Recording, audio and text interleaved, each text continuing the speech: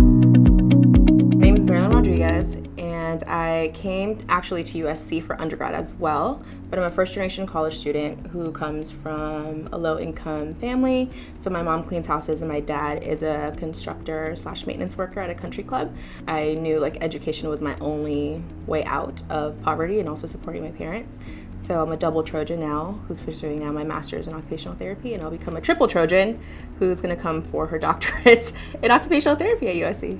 I feel like I had a lot of difficulty with coming to terms whether or not I wanted to come to USC or not, just because of the financial component of it. When I was applying to the program and when I started looking about redoing my research about occupational therapy, I kind of was at a crossroads because I found that, in 2018, according to the Labor Bureau of Statistics, that only 4.2% of employed occupational therapists come from the Latinx Hispanic community.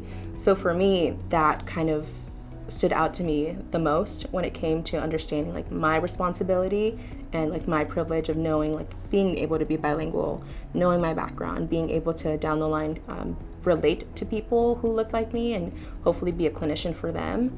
So when it comes to people who apply and consider applying to the program, I say, do weigh out your pros and your cons about each school, but also recognize what your mission is. And I think that's something that makes me relatable to other students who are come to this crossroads of trying to figure out, okay, should I go to USC or not?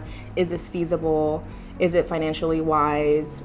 Is there a professor that looks like me in the classroom?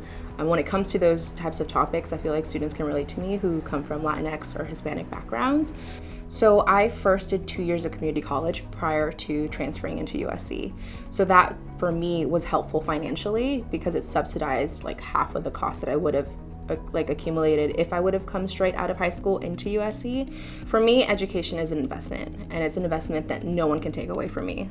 I could lose my car, I could lose my non-existent house that I don't have, but my education is something that no one can truly take away from me. It's a skill that I am learning as I'm going through school. When I think about this cost and effect, and I do this breakdown of pros and cons with education, I knew when it came down to how could this be in any way ripped apart from me personally, it really couldn't, because it's something that I'm doing on my time. So that's something that I do speak about with people when it comes to why USC, aren't you stressed out about the finances? And then I know in my heart that it's an investment that I'm making for myself and people who look like me and my family, and hopefully to encourage other students who want to apply, hey, it is possible. It's not easy, but it is possible. So I have a lot of side hustles. I am a cat sitter, a dog sitter, a babysitter, a house sitter. Surprisingly, I never knew you could be a house sitter, but you can. And I sometimes do help my mom clean houses. And I'm also a student worker within the different programs that I've been in, both for undergrad and now in my grad program. And I've also been a resident assistant in housing at USC. So that provided me with the financial means to pay for housing while also have a stipend for food and have food through that particular job. I do take out loans as well because everything else that I am doing on the side does not fully fund my education. So for me, I found it to be very helpful in terms of navigating my time management skills and learning this balance of work, play / education. And if I would have not had these side hustles, then I don't think I would have the skills that I do professionally and even personally to navigate circumstances both at home and as a student. So I think it was something that really benefited me personally. Everyone that I speak to, regardless of whether they went to USC or not, there is some form of loans or debt that they accrued to pursue their education. So I often challenge people who ask me well, why USC? Then I'm well, why did you choose a UC or why did you choose a Cal State? You still have loans, so do I. We're still gonna make not necessarily the same number or a payment every single month, but there is an investment that they decided to make when they went to that school, and my investment is probably a little bit higher, but I would still say it's worth it. There is this drive that a lot of people here at USC have, and this passion to excel in whatever field they're in.